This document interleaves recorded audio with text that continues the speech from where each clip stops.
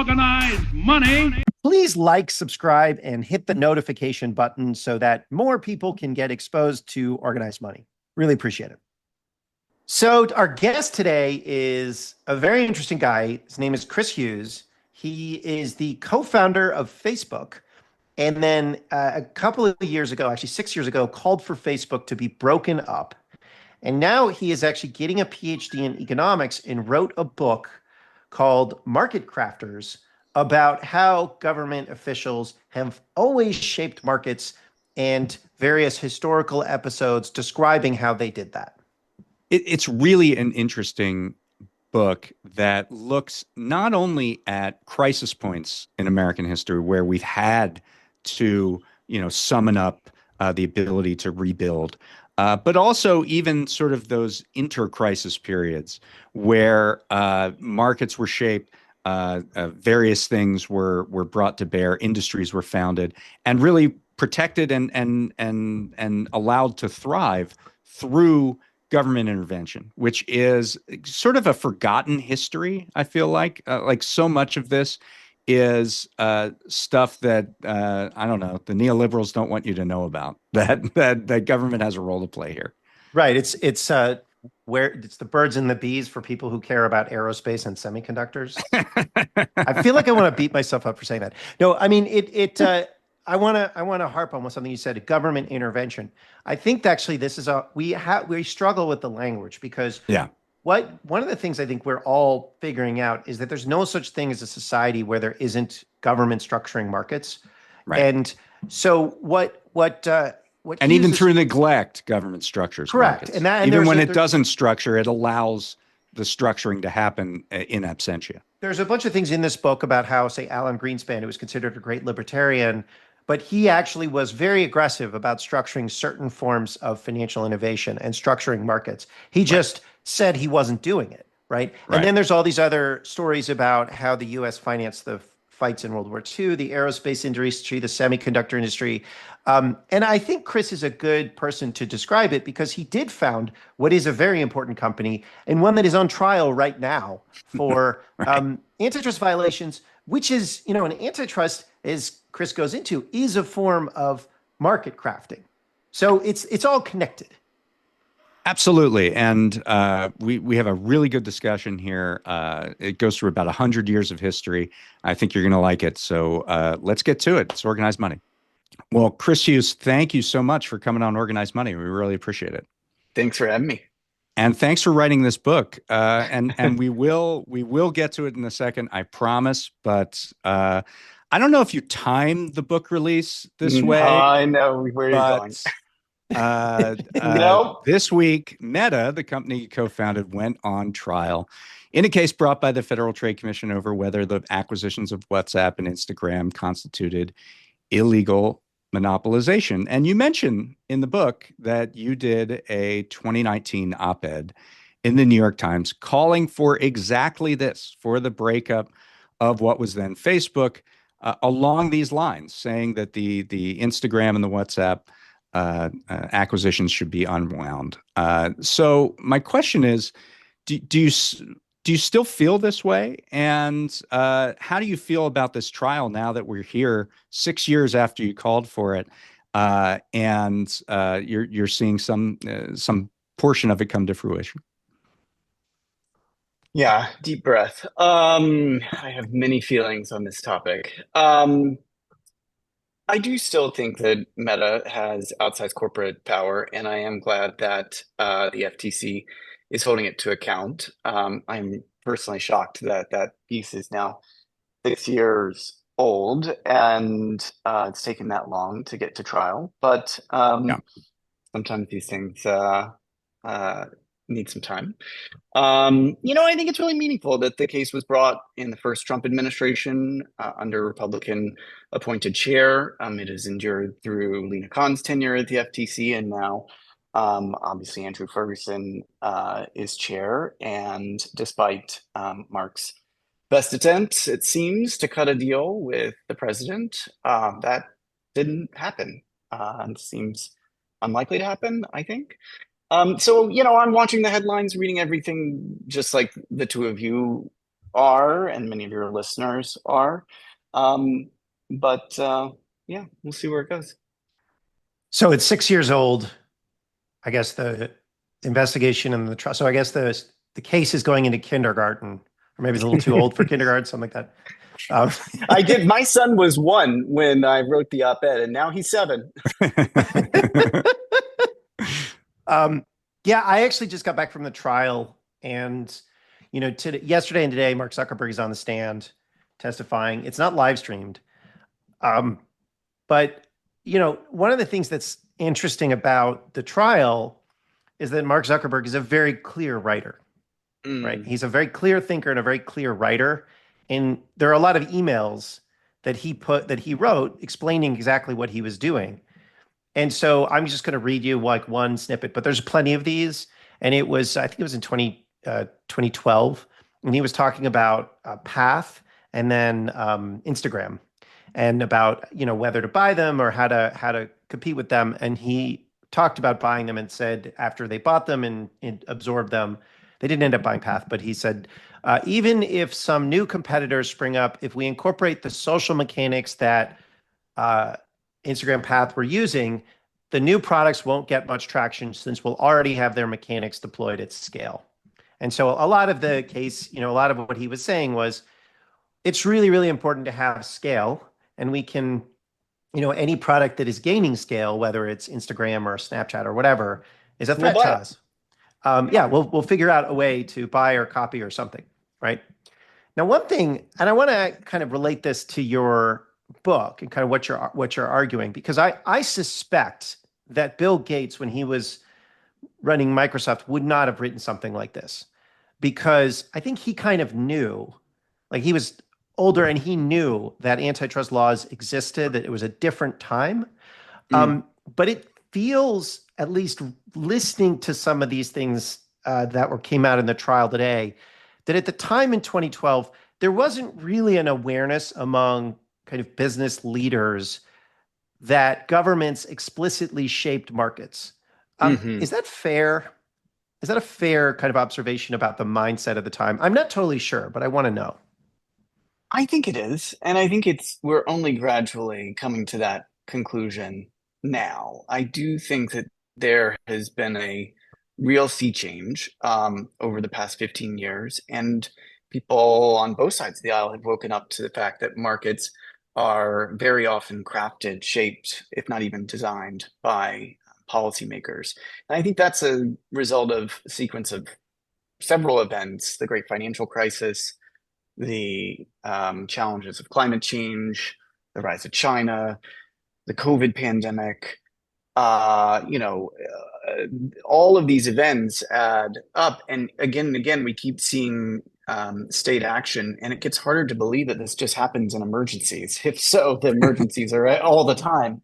I wrote the book to explore this history, which is not really that hidden. It's just not been talked about that much, of Marketcraft, which is a big way of talking about industrial policy. It's not just when we make decisions to reinforce and expand domestic semiconductor manufacturing. It's also what the Fed does when it decides the short-term price of credit, and how to create orderliness in financial markets. So there is a long tradition of the state crafting, organizing, managing these markets for the public good. Of course, what is that public good is a very contentious definition and process. But the key thing that I'm trying to get across here is it's not like markets exist over here on the left and governments on the right, and occasionally government, quote unquote, intervenes.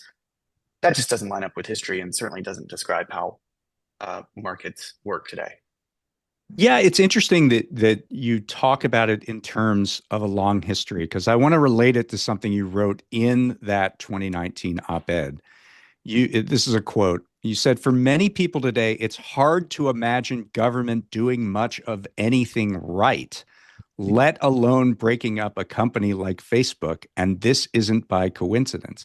In other words, this history that you eventually unfurl in this book was hidden. There was this expectation that government can't actually operate in this fashion. And there's kind of a lot of talk today about why, Democrats can't deliver. And I think the way that you structured it in that op-ed 6 years ago is that you put it at the feet of, corporate America wanting to disappear the ability for government to I don't want to use the word intervene because you told me it's not intervening, but the ability for government Schmitter, to not not be involved in market functions. And did that kind of lead you to want to explore people through history who got things done in this fashion, because it was just so out of the public consciousness when you wrote that in 2019? I think that was part of the march of my own intellectual progress on this set of issues. I talk about a little bit my own past and my own story. I grew up in North Carolina in the Reagan era, and both my parents were Republicans. They drifted leftward over time, but I grew up just thinking that government was the problem, that it was too big and not effective and needed to get out of the way. And I identified as a progressive starting off in high school, and then grew increasingly,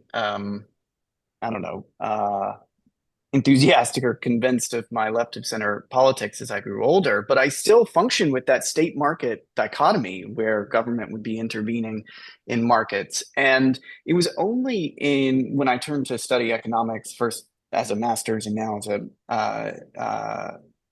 a PhD program, that I really began to understand how false, how incorrect that dichotomy was. And so then that led me to the process of writing this book, which was to understand, well, when government does manage markets well, what are the ingredients that make that work? And then when that story of management began, when did that really begin to fade? And I place it in the 70s and 80s like others do. And what caused that? You put your finger on corporate power, which I think is a piece of it. I think it's also true that the inability to guarantee price stability in the 1970s and general financial stability made people feel like they couldn't trust government. Then the Reagan recession and the rise of sort of the free market orthodoxy comes along. So there's a role for ideas, a role for the material reality. And I also think it's important to talk about the history of race. I think after the civil rights movement, people became, particularly white Americans, became very wary of a federal government that was spending a lot of time trying to even the playing field. And so there was a cultural dimension to all of this as well. And a lot of the stories of when government does manage markets need to be resurfaced. We need to pay attention to them so that we can understand how we can do it better in the future. So, okay, so let's talk a little bit about the term market crafting, which you've already sort of defined, but I want you to define it again. But I want you to be because one of the things I thought, do it right this time. Yes, once more with feeling. Dance as you do it. You're careful to say in the book that it's not just economic policy making, right? There's a bunch of things that are market crafting and there are things that aren't. Like you said, at a certain point you said that when the government was doing stuff in the semiconductor industry and then it was buying most semiconductors into the early 60s, that wasn't market crafting. It was just the government doing something. So what distinguishes market crafting from just doing policy? Yeah. So there are a lot of things the government does that affect markets. There are some things the government does that craft markets, that shape them toward a certain goal. So in the first category of things that affect markets, schools and how we educate our kids affect markets. The quality of roads and affects markets. If government is buying many products and is a primary customer, as it was in the semiconductor industry in the 1950s and 60s, that affected that market. However, in all of those examples, there isn't the intent to craft or shape a market toward a particular goal. So in my vernacular, I save the term market crafting for that thing that is more specific. Most people would tell you this is industrial policy. So Mhm. when government says we need this industry to work that way, that we have a vernacular around. We call it industrial policy. We can see it in semiconductors most recently, but also in climate investment and elsewhere. I think that's too narrow because that doesn't include a lot of other state activity, which does have an economic goal and is crafting and shaping markets for some end. So I've already mentioned the Fed and its decisions in short-term credit markets to set a price in order to deliver on its mandate for price stability and full employment, set a price for credit in order to deliver on its mandate. We can also look at something like the Strategic Petroleum Reserve that grows out of the energy crises in the 1970s, which buffers the price of oil and thus gasoline and helps prevent another kind of oil shock like we had twice in the 70s. That is Marketcraft. We can look at the competition policy of the Biden administration, where there is a clear desire to ensure that that some of the most important markets in the United States are competitive, and we can see in that a decision to shape those markets to lower prices, boost wages, and reduce the political power that corporate consolidation can bring. So my definition of marketcraft encompasses all of those things and the more traditional industrial policy that that many listeners will be familiar with. I think it's really interesting that you incorporate the Fed and federal credit programs, maybe more broadly, into this concept. I was interested to learn that, at the end of the book, you kind of say that initially the book was entirely going to be about the Federal Reserve, and there's certainly still remnants of that, a lot of focus on the Fed, which we don't. First of all, the Fed and Fed decision making is seen as very mysterious. Bill Greider's book called "Secrets of the Temple." So, why, in your view, was the Fed so central to this concept of market crafting? Well, yeah. Well, as you mentioned, I have a deep interest in the history of the Federal Reserve and central banking more broadly. And when I started the book, I thought that that was what I was writing.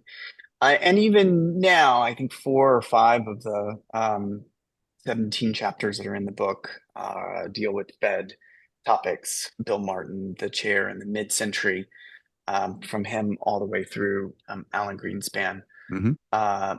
More recently. So the reason I think the Fed is so important is because it is so core to the way that we think about how financial markets work today. There's even the most free market oriented folks who would tell you that government is mostly the problem, make a special place for the Fed and its work. The Fed provides a backstop to not just the commercial banking sector, but the international offshore dollar market and many other shadow banking sectors on the periphery, at the same time as it's setting the price of short-term credit and in some cases affecting longer-term prices. So there's a sense in America that we can't talk about price fixing or price controls or these kinds of things, and yet I'm just down the street from the New York Federal Reserve Bank. They do it every day. And not only do we know that, but most people like that. We want it. They want the Fed to guide markets so that prices stay stable and so that banks don't implode. Yeah. Rohit Chopra, who ran the Consumer Financial Protection Bureau, is in your book. So the CFPB is technically part of the Fed. So he would always he would say, I'm part of the Fed, which would, I think. Well, they're funded by the Fed. Yeah, technically. He would make them unhappy by saying he was part of it. Yeah, they would just annoy the Fed people to say that. But he also, talked about the Fed accurately, I think, as a price control agency, the most powerful price control agency in the world, maybe, that sets the price of every bond effectively. And we could call it, describe it in many different ways. I feel like all three of us secretly have wanted to write a book about the Fed at various points. Maybe. I kind of, my book Goliath was like, I was like, maybe I'll make this about the Fed. And then like at a certain point you realize, Right. no, it's not. But actually, one thing I think is very interesting here is that if you would talk to Fed policymakers, they would very scrupulously say, "Oh no, we're not trying to structure markets. We're not Right. we're not picking the ability for certain industries to succeed in something like that." And you kind of flip that. You're basically saying that actually, the function of the Fed and what the Fed does is a structuring organism. But you can see, I mean, just look in the balance sheet composition from the post-Great Financial Crisis period onward, starting with quantitative easing, but continuing through now. I mean, in addition to all the treasury bills. Wait, can you just give some background to our listeners who don't avidly follow the Fed's balance sheet? Yes, absolutely. How can I put it somewhat? So they just printed a lot of money.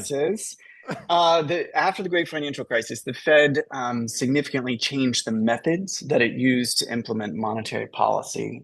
First, in a crisis mindset by buying large amounts of assets like treasury bonds and mortgage-backed securities.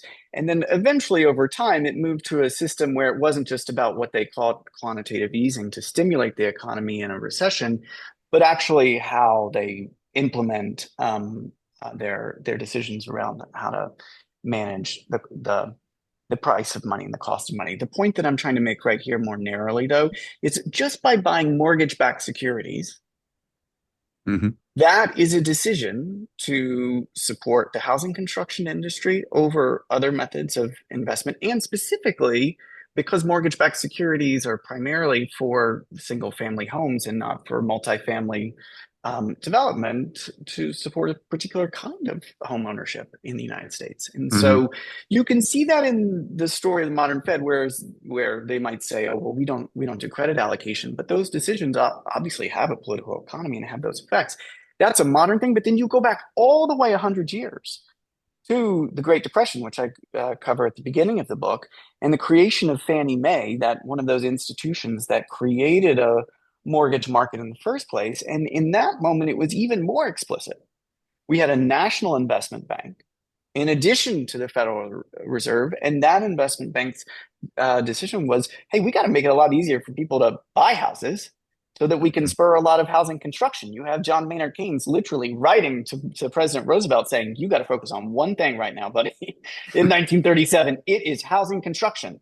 And you get Fannie Mae within years, and you get meaningful housing. So, the market crafting story I'm trying to tell in this depression, but I think you can also tell in other moments of American history, is in this case a recognition that housing construction can be extremely important to macroeconomic outcomes, not just for the buyers of homes, but for the construction, and that we want more of it.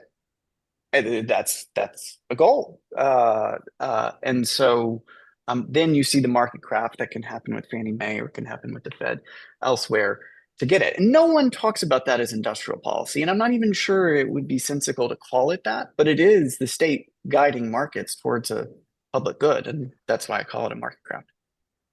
I mean, I think it very much is industrial policy.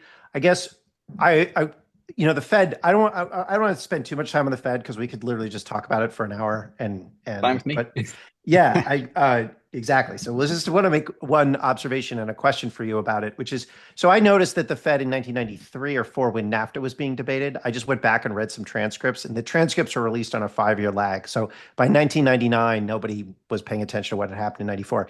And the Federal Reserve officials were actually saying internally, Mexico's going to go into a financial crisis. We have to forestall that with a proposed loan so that we can pass NAFTA, because we don't want the Mexican peso to go down in value before we lock in this trade agreement. And I was like, that is a super political and industrial policy and like pretty outrageous. And I like point this out sometimes, and people are they're just sort of like, well, Uh, but I guess one question I for you. mean, I haven't seen that transcript, but that wouldn't surprise me at all because that was a joint Treasury Greenspan, White House initiative when Mexico was threatening, the rounds of what do we want to call Mhm. it, bailouts, lifelines, Yeah, you yeah. know. I'll send it to you. But the thing is that there's like a fine line between being interested in the Fed and being insane. And like there are a lot of people that are on that line. I used to work with Ron Paul's staff when I was in Congress. But here's a question for you, which is like, why are Democrats in particular just so scared of the Federal Reserve and so scared of talking about finance? Because I noticed there's just the independence thing.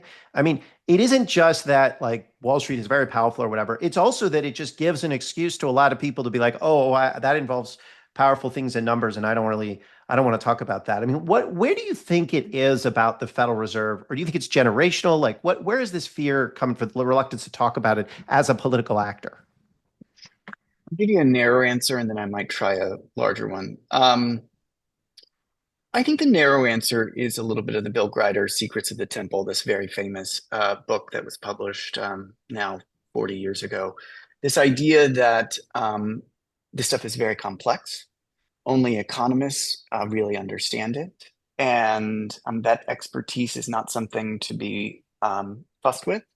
And I think this is an invention of the Volcker era, but really something that Greenspan leans into. I mean, he was very intent when he went to Congress to testify that he would use as technical and jargon laden language as possible in order for legislators to come away feeling like, oh my gosh, this is so complicated. I'm never going to understand this. So we're just going to let this guy do what he wants to do. So I think that was very effective.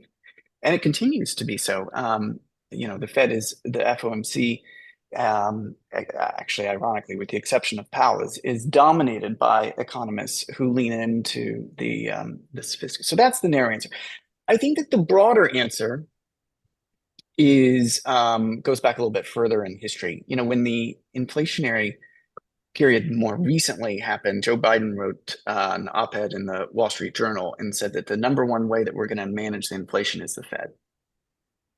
Despite the fact that this was largely a supply-driven inflationary episode, not demand-driven, which is, and the Fed's tools are mostly developed to suppress demand.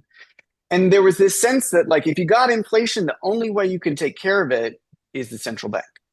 Right. Well, if you go back 50 years earlier to the early 1970s and the period of Arthur Burns, which I cover extensively, the world looks very different. There's a sense that, okay, the Fed is an important piece of this puzzle, but there are many other market crafting things, everything from spurring competition to, work in labor markets to job training and education that can affect the aggregate price level. So I'm not trying to say that Burns had it right and today's Fed had it wrong. I don't think that's I don't think that's an apt characterization. I don't think you're talking about Burns and the Fed at all. I think you're talking more about the policymakers outside the Fed and the 50-year sort of mass forgetting of how to market craft outside of kicking it to a technical organization. The number one thing that they would have been talking about, and they were talking about in the 70s, was raising taxes, because in classic Keynesian demand management, it's not just the central bank's interest rate policy, but it's the fiscal side of the house that needs adjustment. And so, but did anybody even talk about raising taxes in the most recent inflationary episode? It was all just like, we got to give it over to the Fed. So I think that there's an institutional deference that comes from history and then got accentuated by that builds the power of the Fed. And I want to talk. Greenspan chapter is one of my favorites in the book, but I want to talk about it at some point. But I want to go back because you referenced, the Depression, and that's where the book starts. And it starts with this guy who, I think, if you ask 20 people today, maybe one would know who it was, named Jesse Jones. Matt was telling me about his autobiography is called $50 Billion, My 13 Years with the Reconstruction Finance Corporation. That, $50 billion was, it's kind of like Dr. Evil saying $1 million, like $50 billion was an astronomical sum of money. And he was like this amazingly powerful figure, and he came from industry. I don't want to relate him to Elon Musk, but there is a sense in which he kind of came from industry. Talk about Jesse Jones, why he's so important that he has to lead off your book, and what his rise and fall was like. The way that I structured the book was to think about the things I wanted to talk about from a substantive level, and then to as I was moving through the historical literature, to always be on the hunt for the interesting people, the who were in the driver's seat. And so I knew I wanted to discuss this national investment bank that was called the Reconstruction Finance Corporation, but I had personally no idea how dynamic its leader, Jesse Jones, would be. And he's the only character in the book who gets 3 chapters. Everybody else gets gets one. So so Jones is this fascinating guy. He grows up in Tennessee, relatively poor. He moves to Houston and makes a meaningful amount of money at a young age, millionaire by the time he's 30. He's so up and coming. Wilson asks him to be his commerce secretary. Jones says, no, thank you. I have more money to make in Houston. He becomes a major Democratic activist and donor, works in the same office as Roosevelt in the 20s. And eventually, in 1932, he agrees to head up this new national investment bank that actually Herbert Hoover's administration had created. And that's where I start the Jones story in the book, because as a person, he comes from markets. He believes in the power of the private sector.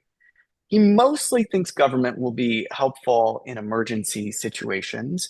And that's why he's willing to do the RFC work. And then you zoom forward a dozen years, and not only has the Reconstruction Finance Corporation backstopped the American banking and financial sector, it has birthed the long-term, the 30-year mortgage, and caused the housing sector to expand, and effectively created the aviation industry and the synthetic rubber industry and much more in the World War II years. And so the idea of this markets working mostly on their own and government just being here to help out from time to time is entirely scrambled by the end of that period. And we see them conjoined, where the people like Jones are sorting through how markets can work for the public good, not without issues and not without problems. And of course, the guy's ego is so big, there's not enough room for him. And eventually, Roosevelt fires him right before he dies. And the denouement is pretty sad, and it tracks the history of the institution itself. But that I felt like such an important story to tell. That's where I wanted to start the book. Yeah. It's interesting. There's a sort of parallel New Deal history that is kind of left out, I think, of a lot of the ways that people learn about the New Deal. Like, people learn about the alphabet agencies, they learn about unionization, they learn about alphabet agencies, like the regulators, but they don't learn about the market crafting, right? Which is really the Reconstruction Finance Corporation and then some of the antitrust stuff. And it really is shocking how much the Reconstruction Finance Corporation did, and how there's no good history of it. There's no good modern history. I know. I know. And the alphabet soup has proliferated so much. I would start to talk about the CCC, and people would think I was talking about the Civilian Conservation Corps, which is the New Deal program that more people know. And I was actually talking about the Commodity Credit Corporation, right? Which is this amazing thing which buffers the cost of commodities in the United States for corn, wheat, even grapes and butter, by moving into markets, and when there was a glut, buying the goods themselves in order to create a price floor. And then when the prices rose too high, selling. So this reserve buffering strategy, which is an old strategy that's existed for thousands of years with the ancient Chinese rice grain, but it's something that the CCC did in earnest and significantly helped stabilize particularly cotton and corn in that period. And Hoover had tried similar kinds of things in the 20s, but no one had ever done it with meaningful investment and with meaningful administration. And the RFC did it. And I think there are lessons for that when we think about eggs and coffee and the prices that we can't get stable now. From a consumer standpoint, there are lessons, but I also think you could look at it as a labor protection. If you think about farmers as labor, which they are, that was a big part of populist politics, was what they called parity or supply management, and that this is a very important, it's a key part. Like, how do you plan what to plant if you don't know what the prices are? But there are other things like the Federal Deposit Insurance Corporation, like bank deposit insurance, that came out of the RFC because of the bailing out of the banks that you talked about. There's a bunch of funny stories that you have in there. But disaster relief, small business loans, a 30-year fixed mortgage, all of the industries they created, financing a huge amount of war production. It is this whole other area, and it has really been left out of history. Although you're bringing it back, so it's cool now. But I guess here's a question, and I'm going to read you some quotes that were not from your book, but stuff I found because the Reconstruction Finance Corporation is very important. You went into it a little bit about the controversy, but one thing you didn't really go into how bitter the controversy was over the RFC, right? So I'm going to read you, there was a bill to let the Reconstruction Finance Corporation deploy private capital, and a congressman asserted that it would grant such broad powers to the executive branch of the government as to make it possible to establish a fascist state in the United States. Arthur Kroc of the New York Times said the bill to do this was totalitarian and an alarming measure. The head of the Investment Bankers Association declared that, quote, the government financing for private capital was a shortcut to National Socialism, right? So it was both socialism and fascism. It was right. So it was bad. National, so it was like, this is Nazism, right? They constantly were like, oh, FDR is a Nazi, but or this will lead us to Nazism, right? And now, but Jesse Jones kind of managed the politics here. How did he do that? Yeah. He, I think it really mattered that he was a rich businessman who could and did speak the language of private markets. So he would say that the bank was there to effectively build a bridge and provide credit to businesses that in better times would get that from private sources. Given that the banks were not lending and refusing to lend, the RFC had to exist. That's how he would have said it in phase one.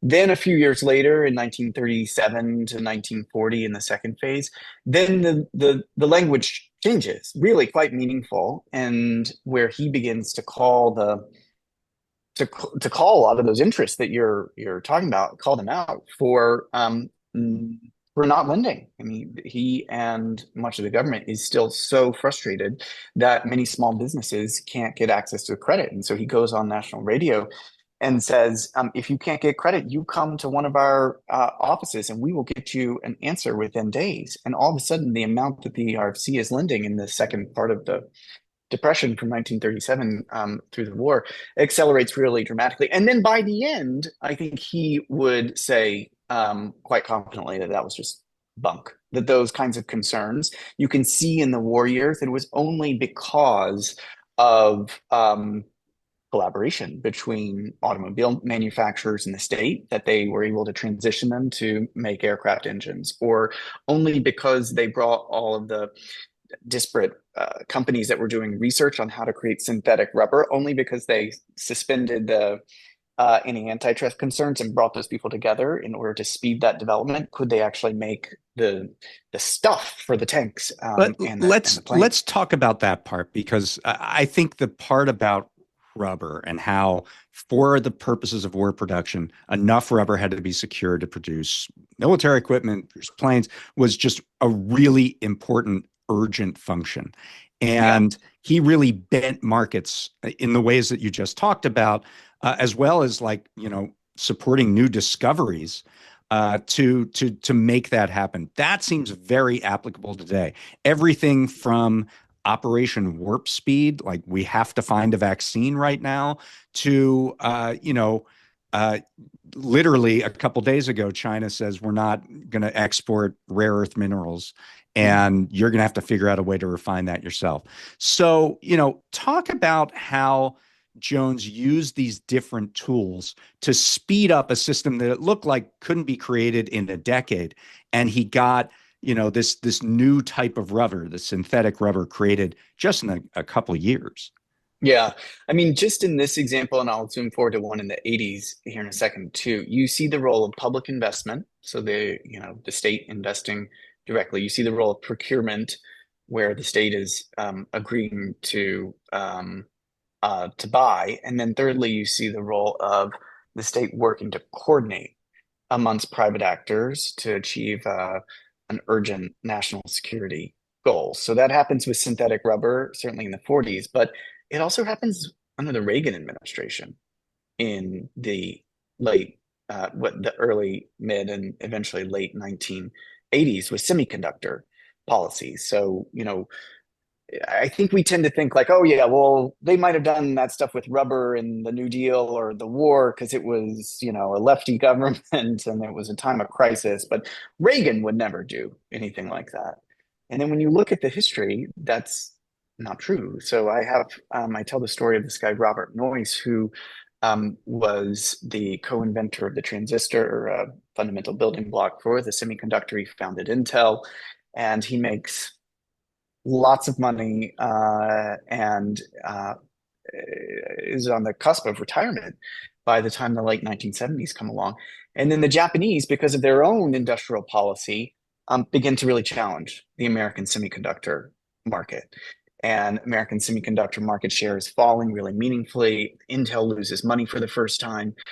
Everybody's worried in the industry and also in Washington. There's a national security concern. How are we going to be able to manage our nuclear stockpile or do many of the other things that we want to do with our planes and tanks if we don't have access to semiconductors and chips. And so just to fast forward to what ends up happening, they create they put tariffs on imports. The Japanese agree to buy a certain number of American semiconductors, and they do public investment in a new institution called Semitech that creates a space for a lot of these semiconductor folks to coordinate and share their technologies, best practices, manufacturing techniques, and the like. And so, what I'm trying to say is like Marketcraft is not just the lefty Democrat-led thing. It's often something that Republicans do. In fact, half of the examples in the book are Republican administrations doing it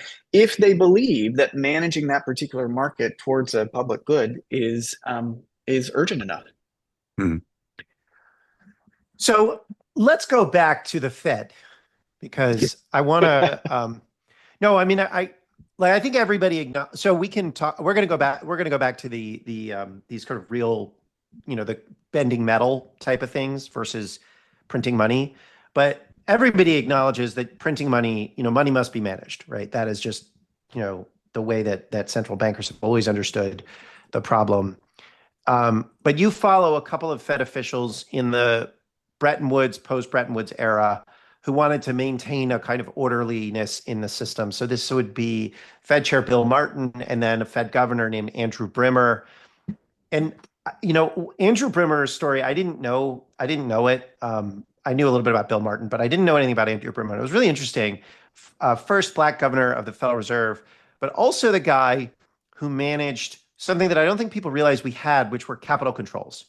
And so this is, I think I'm going to quote you here.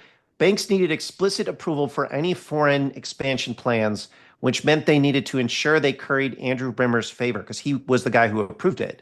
In the late 60s, Federal Reserve Governor Andrew Brimmer's shadow hung over all banks, wrote one economist. Like, that's a level of power that I don't think most people can't imagine. At least most people in business can't imagine, just the idea of having to go through the Fed to get foreign exchange.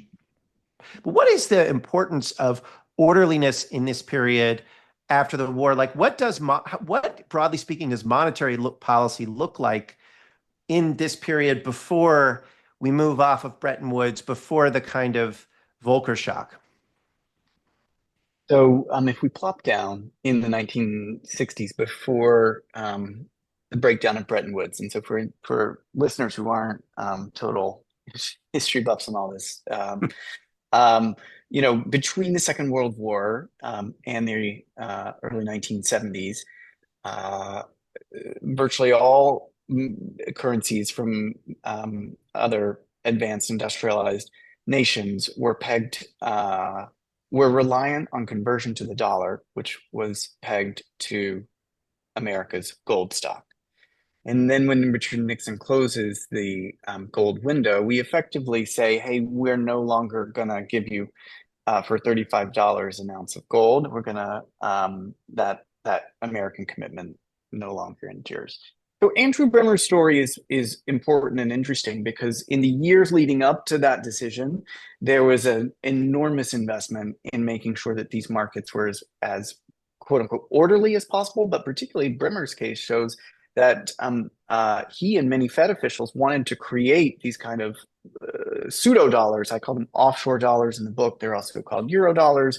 They have an importance to the global financial system, which we can discuss if it's of interest. But the point is there are multiple public policies through the credit controls, the creation and management of the euro dollars, and the other strategies to preserve Bretton Woods that wanted to keep international markets stable and believe that the way to do that was not to have flexible floating exchange rates like we have today, but instead to preserve the system. Now, looking back on it, most people think, oh my gosh, isn't that crazy? It seems so sclerotic. How are they going to peg rates and just adjust them in these really small bands? Like, it's so much better just to have the market be able to take care of it. But of course, even today, the Fed has a whole set of swap lines which it deploys often in crisis. And the very point of those swap lines is to ensure the stability of that same offshore dollar market that 50 years ago Andrew Bremer helped create. So it's not just that the market craft happened back then; it's that you can still see the evidence of that importance and how enduring this commitment to stability or orderliness is. If there's any one thing that people want to use Marketcraft to do, it is to provide orderly and stable markets. And then secondly, I would say it's for national security reasons. But those are the two big themes that keep coming back and back and back. The one thing I want to get to before we flip forward to the present day is that I think it's so interesting to put Alan Greenspan in this book as a market crafter, because his reputation is certainly of this sort of very laissez-faire, hands off, the market will decide kind of policymaker, but that he, I mean, your take on it is that he innovated essentially to get us to that point where these various forms of transparency and these various forms of market activities would discipline and then stand in for regulation, which is very much sort of this idea that there's not really a deregulatory policy. It's either regulation by government or regulation by industry. So I just thought it was so interesting to put Greenspan in this as a market crafter. And is that the way that you kind of consciously saw it, that it was, he was building something so he wouldn't have to build anything else? The thicket of Greenspan was a hard one to make my way through because he can be so elusive and confusing. But I would say with the left hand, Greenspan deregulated, and with the right, he pursued an industrial policy to nurture financial innovation. Right. So I track Greenspan's intellectual development over the course of decades. And he had this axiomatic belief that financial innovation would enhance the efficiency of markets, thereby making it easier for market discipline to keep dangerous firms in check. And so every time he could see financial innovation happening, which could be like a literal like technological innovation for the speed of a trade going faster, or it could be the creation of new vehicles like special purpose vehicles where the banks would shift many of their balance sheet responsibilities. Every time these innovations happened, he would not just applaud them, but he would work to change regulatory policy to give it a firm and clear a stamp of approval. And so I think that Greenspan story is not told in much of the literature. Sebastian Mallaby, who's his biographer, gets at it to some extent, but I see in that a very real Marketcraft. He is trying to change financial markets from what they were to something that he considers better, which is more efficient and more innovative. And I think it's a good example to show that Marketcraft is not a normative goal. It all depends on what you're shaping it for, right? Like you can shape things for, not great ends. I mean, the 2008 crisis is, I think, in some ways, a culmination of that Marketcraft, but it was quote unquote successful in the sense that he did craft financial markets to meet his own goal, which he thought would be a good thing. Right. So this is kind of one of the first books that sets Bidenomics in context and tells its story, right? It's one of the first books to come out after the Biden administration. Not book, one of the first books. One of the first policy books. Yeah. I mean, there have been novels and other things, right? But I think a lot of Democrats want to throw out the whole concept of Bidenomics. They just kind of want it's a sour taste in their mouth because Trump won and Democrats lost pretty badly across the board. It's hard to talk about your book without thinking about one of the other major books that's out today, which is this book of Abundance. And I don't want to contrast it too sharply because I'm not sure there's that much of a dissonance there. But if I were to characterize what they're, I guess I look at your book, it's sort of a more sophisticated version of it's a more sophisticated articulation of how to get more nice stuff. But why, let's talk about Bidenomics. Because I think the abundance people have this kind of idea, well, none of it worked. It was all kind of bogged down in red tape. And that's not your view. Why do you think that Bidenomics is worth studying? What have you learned from it? What was, where did it go wrong? First, I think we have to place it in its historical moment. I think that, Trump's election in 2016 broke open a lot of political discourse, and when combined with the rise of China and climate change and the great financial crisis, all of a sudden there was an openness to previously unorthodox ideas. And one of those ideas was, hey, wait a second, maybe the state can manage markets in a way that helps people. And, Trump a bit tried that in his first term. We could talk about that, but it's really the Biden administration who, for the first time, says, wait a second, we have several really important big picture goals. We want to update American infrastructure. We want to fight climate change. And we want to reshore domestic semiconductor manufacturing. And finally, we want to fight back against corporate consolidation and make markets more broadly more competitive. And then it pursues those ends for the most part successfully. I think Lena Khan's tenure at the FTC was very successful. She's one of the characters that I focus on extensively in the book. Many of your listeners will know her story, so perhaps I don't have to go into detail there. But I think that was successful. I think the CHIPS Act. I mean, we have 5 of the major fabricators fabricating chips here in the United States. TSMC has its cutting edge chip that's in the most recent version of the iPhone being produced in Arizona, and it seems like more efficiently than in Taiwan. And in climate investment, obviously that is more complicated, but it seems like the amount of money being invested in climate technologies doubled from the beginning of the Biden administration to the end. And that was always the theory. Public investment would attract private capital. Yeah. So, of course, that story is sort of a wonky economic story. And what ended up, what voters ended up feeling was inflation. And that was very painful. I mean, prices today are still up 20% over where they were before the pandemic. And that inflation was not causally connected to Bidenomics. I mean, even you have Ben Bernanke saying it was largely supply driven. Olivier Blanchard, you have all kinds of very famous economists who are considered centrists, seeing that as the core motivator. And so what I worry is that these accomplishments and successes of Bidenomics will get overshadowed by a related but distinct economic trend, which was Yeah. very much a problem in the Do, inflation. do you see this? One of the criticisms that I hear a lot of the Biden years is that they were just focused too much on the long-term impacts, and they ignored the or relatively ignored the immediate crisis of the present, like inflation.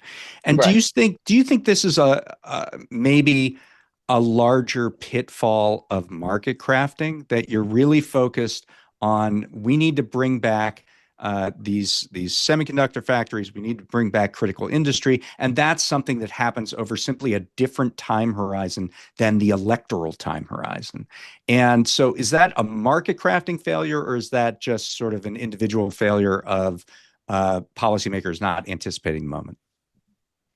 I think successful market craft often takes years, and that's why I think it's most successful when an institution is empowered to accomplish a mission, and then has the discretion to get it done, rather than just being something that happens in a single presidential administration in the um, executive branch. So it does take years. However, I don't think that, Ezra Klein had this column a week ago or a few days ago that suggested that a lot of Biden folks just wish that they had moved faster. And I think that makes sense. You want voters to feel the upside of your economic investments. But I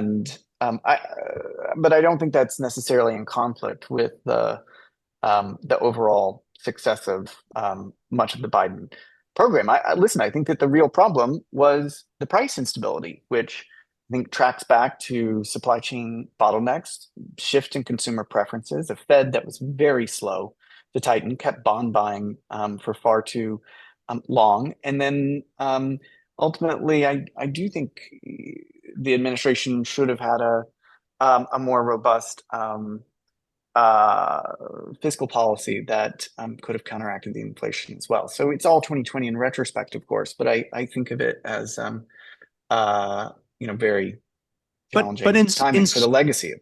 in some ways, those challenges were part of this neglect of structuring markets over the previous decades, and Biden was kind of blamed for it. So you see in the supply chain mess, Yeah. there was this outsourcing, globalization that was not Mhm. brought into balance in a way that anticipated what might happen in a shock. Or, the fact that corporate concentration had gotten out of control meant that you could have this level of, excuseflation or whatever you call it, where large corporations with a lot of market power had the ability to raise prices even above that of inflation to, when they were given the green light by inflation expectations. So do you think that the relative failure of, and it's really an electoral failure, but the relative failure of Bidenomics in an electoral context is a function of a failure to market craft that well predates him? I think I want to say yes, but the unique nature of the pandemic feels like Sure. it really does scramble that, because in the absence of such a radical shift in consumer preferences and challenges to the supply chain, I think that the inflation wouldn't have occurred. I just don't see anywhere in the empirical evidence that the ARP was I mean, it had some effect. I think the best estimates, inflation topped out at 9, and I think without the ARP, the estimates are it would have been in the low sevens or somewhere. So that's not insignificant. There's some piece of it, but it wasn't like Yeah. the cause of the inflation. So um, I do listen. I think that there is a way to pursue a market craft to um, uh, uh, help deliver price stability, so that we don't only have to rely on interest rates for these kinds of things. This is something that people have been working on for decades, and I think we need to work on significantly more in the future. But one of those pieces is going to have to be reserve buffering for key commodities. Another is going to have to be supply chain management, and another is going to have to be competition policy. I think it's going to be all of those three, and we need an agenda to do that because, there's any lesson from history, it's that inflation will come back. Yeah. And it'd be nice to not only have to rely on hiking interest rates to combat it. Yeah.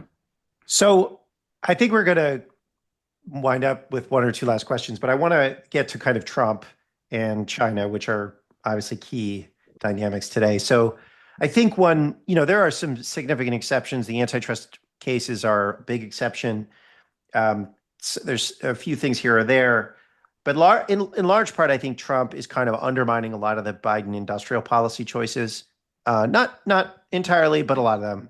And there are some analogies here to what's happened in the past. They're not perfect analogies, but one of them would be the Republicans defunding the Reconstruction Finance Corporation, or at least shattering it to the winds. Another one would be, you mentioned Newt Gingrich came in and got rid of Sematech. Which wasn't quite as bad, but still significant. There was, I think, ASML is not an American company because of that. And Trump also has a kind of market craft of his own with these tariffs, and there's a kind of attempt to reshape America's place in the world. There are some weird things like getting, I think, BlackRock to buy the Panama Canal ports, and so there's this. It's. Do you see what's happening with Trump as a kind of new market craft that's based on returning to some sort of Gilded Age ideal where the billionaires are fighting China? Or what is his market craft? How is he analyze Trump as a market crafter? Going in, I didn't know what it was going to be like, because in the first administration, there were some signs that he might have a market craft. I don't see any market craft in this. I see... I just see bludgeoning the economy and such inconsistency and unpredictability. It's like, tariff policy by whim, not even by plan.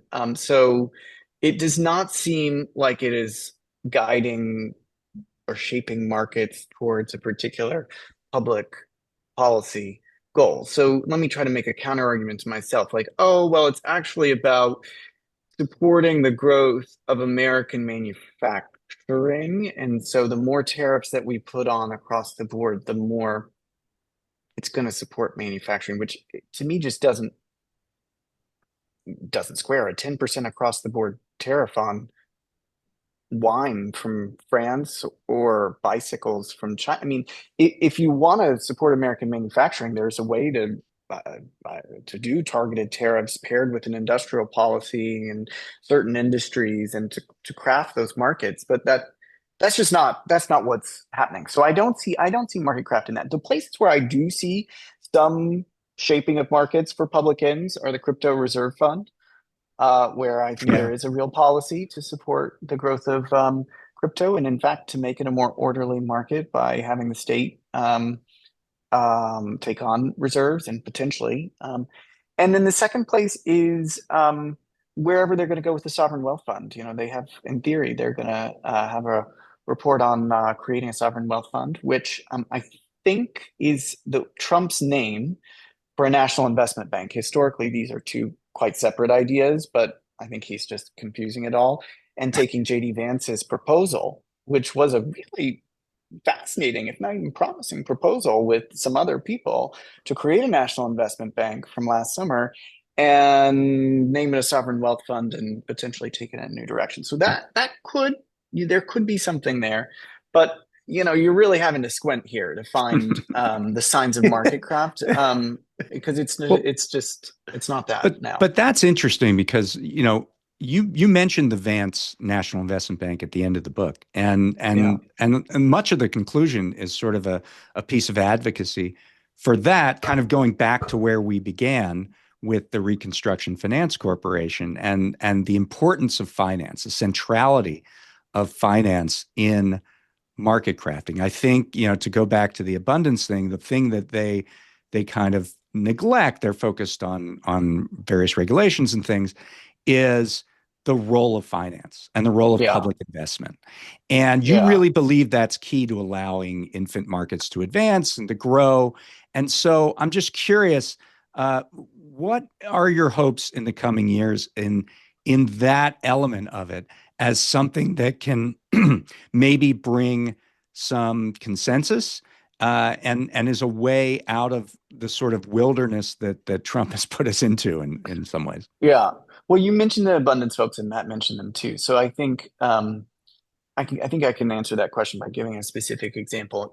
I think the abundance folks make an important point that government should be more effective, and there's ways to streamline its activity so that it can move faster and improve its overall operations. I feel like it's sort of hard to disagree with an argument to make government more Fascist. effective. You're fascist for saying that. I think that the risk is by only focusing on that, you miss all of the other shifts and changes in political economy, which to me are the real story of our times. And this return to public investment, this recognition of the role of competition policy and its role, the role of procurement, the reserve buffering strategies that we've talked about. There are all of these really powerful market crafting tools.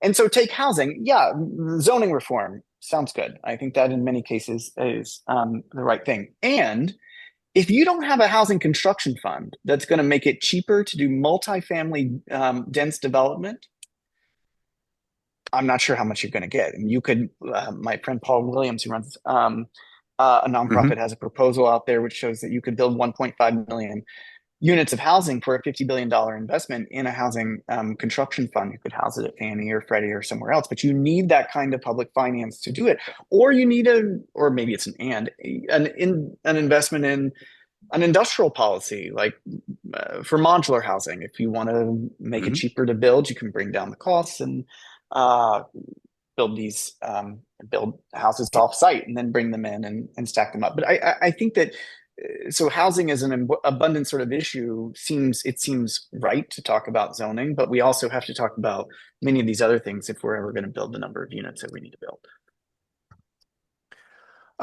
Well, I found the book really impressive.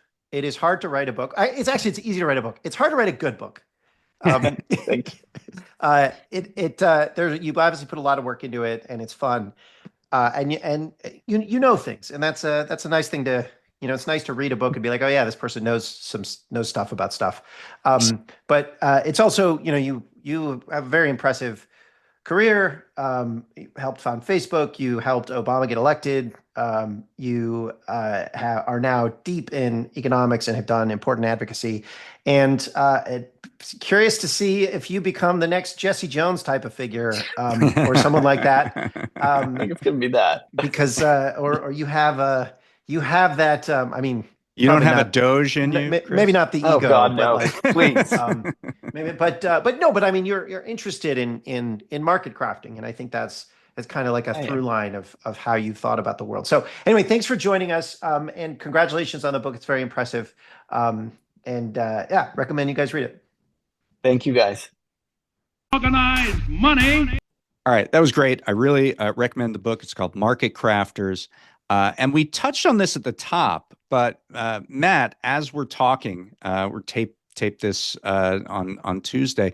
You had just come from the trial of Meta against the Federal Trade Commission over potential monopolization charges on its acquisition of WhatsApp and Instagram. And I'm interested what your thoughts were. You saw Mark Zuckerberg on the stand today. And, what are the vibes? Where do you think this is going to go? Well, it's, the judge is a guy named Judge James Boasberg. His nickname is Jeb, which is, he was roommates with Brett Kavanaugh at Yale. And but Boasberg was in the news because he was the guy who was exasperated when they flew the Venezuelans to the El Salvadoran gulag. Yeah, he's the one the Republicans are saying should be impeached. Right. But nobody should impeach Jeb. He's a solid guy. We played lacrosse together. He's salt of the earth. Right. The No, so Mark, it started yesterday, and yesterday and today, that's April 14th and 15th, Mark Zuckerberg is on the stand. So for 7 hours approximately, the lawyer, Dan Matheson for the FTC, very gentle style, just kind of is going through Mark Zuckerberg's various emails over the course of many years, mostly when he was trying to buy Instagram and when he was trying to buy WhatsApp. But also, and these are emails that are coming out now as we're actually taping this podcast, so I'm not there, but people are tweeting about it. Apparently, in 2018, they were emailing about why it was a good idea to break up Facebook.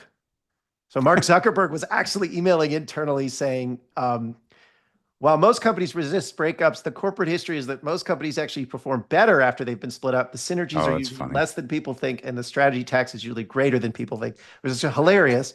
There's all this stuff that's coming out that is surprising.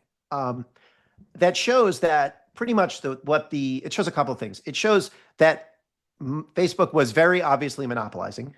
Right. That's what their goal was, that Mark Zuckerberg was a monopolist. He knew he was a monopolist. He was thinking like a monopolist, and he was trying to protect his monopoly. And that's why he was buying these companies.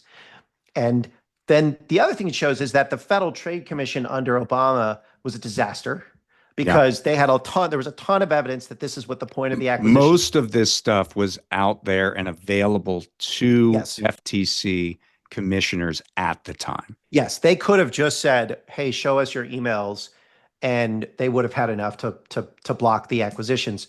But they didn't do that because they thought, oh, this is nobody, Facebook doesn't charge anything. It's free. And therefore, why are we worried about a monopoly with zero price tools? Right. And also everything is cool. It's 2012. Right. And that was, so that's pretty embarrassing. And then I think the third thing that it shows is that and I don't know if they're going to win, but it's pretty clear that Facebook from 2014 to 2020 was an obvious monopoly. And that starting maybe in 2020, 2021 and onward, they started to get some competition from TikTok in certain parts of their business, but not necessarily in others. So you don't need to prove monopolization in everything, but that's sort of the gist of it. Let me look at that, because there are two things that I think about there. Number one, there's a lot of talk in this trial about the market definition, which is a big thing in antitrust. When you're talking about monopolizing a market, what is the market you're talking about? And the FTC kind of narrowed it to, it's just Facebook and Snapchat. We're talking about friends, social media, where you know a friend and you're connecting with a friend. And they left TikTok out of that, and they're getting a little bit of flack for that. There's this problem of time that you just talked about. Like, Facebook might have been a monopoly in a certain long period, and maybe now it has a little competition in certain segments, and that's why the market definition was strained. But there's no doubt, it's like facially evident that there was an attempt to monopolize in 2012 when WhatsApp and Instagram were being purchased. They were specifically being purchased to stifle competition. And then the third thing I think about here that I think is pretty important, and I want to get your thoughts on this, is right now, TikTok is effectively for sale. There is, because of a federal law, this desire to sell TikTok. And Facebook is not really a player in that sale. And this gets to, something that Gary Reback coined as a term: the trial is the remedy. If Facebook was in the same kind of very predatory position that it was in before there was antitrust enforcement, it would be front of line to buy TikTok and would want to buy TikTok. And it probably would have tried to buy it years ago before there was a federal law. And now, because of the scrutiny, because it's saying there's competition, it can't do that. And I think that's an important thing to head into, considering that, regardless of win or lose of this case, Facebook's mentality has changed as a result of it. Yeah, I mean, I think that's right. I think the environment makes it much harder for any of the big tech firms to make any sorts of acquisitions. I mean, Google hasn't bought a big company for a long time, and when they bought They now are trying to buy this company Wiz for $32 billion. But there's a huge breakup fee associated with it. So the executives at Wiz are saying, we will sell to you, but only if we get a guarantee that if the sale doesn't go through, you give us $3 billion, which is 10% of the value of the firm. So this has definitely restructured these markets. Speaking of market crafting. Yeah. I guess one slight observation about whether Facebook is facing competition now. So antitrust is a very weird technical area, but one way to think about the problem, and this is how Judge Boasberg wrote it in his decision to allow the case to move forward, is that there are lots of ways to understand markets. And so you can say like a supermarket, and this was the Kroger-Albertsons case, a supermarket sells food. Who do they compete with? Well, Kroger and Albertsons, when they look internally, were saying, we compete with other supermarkets. But when they went on the stand, they were saying, oh, you could buy food anywhere. You could buy it at gas stations. You could buy it at baseball parks. You can buy it on Amazon. And we compete with all of them, right? Right. And so you have to think about like market definition and the different sub-markets that people are competing in. And that's kind of the history of antitrust. And so the argument from the FTC is there's definitely markets for entertainment, which would be TikTok and YouTube and things like that. But the market that they think that Facebook has monopolized is the market for services, of social networking services that allow you to connect to your friends and family, right? And that's different than, like, you can't connect with friends and family on TikTok. You can't connect with friends and family on YouTube. You could say maybe iMessage, but it's not really a competitor because iMessage doesn't allow cross-platform communication particularly easily. And so if you just take social networking services where you're connecting with friends and family, and there's a lot of evidence that's coming out. That's I mean, literally, when you sign up for Facebook, it says connect with friends and family. That's right. And internally, that is how Mark Zuckerberg and Facebook executives see their business. They're like, this is our business. So if that's the market, then I think there's a pretty strong argument that Facebook is a monopolist. If you think the market is just kind of all stuff you do online that might be entertaining, then I think they're not a monopolist. And that is the fight over the case is, how do you understand whether they have what market they have market power in? There are other ways to understand it, like Facebook. One thing that came out today is and I don't mean to make this on a Facebook podcast, but like they talked about how they were putting more ads onto Instagram because they could, and they called it an ad load tax, which is a way of saying we're raising prices even though the product is free. We're forcing you to listen to more ads. And then Mark Zuckerberg said, oh, but people like ads. Actually, they like ads as much as they like organic content, which is like, of course, yeah, right.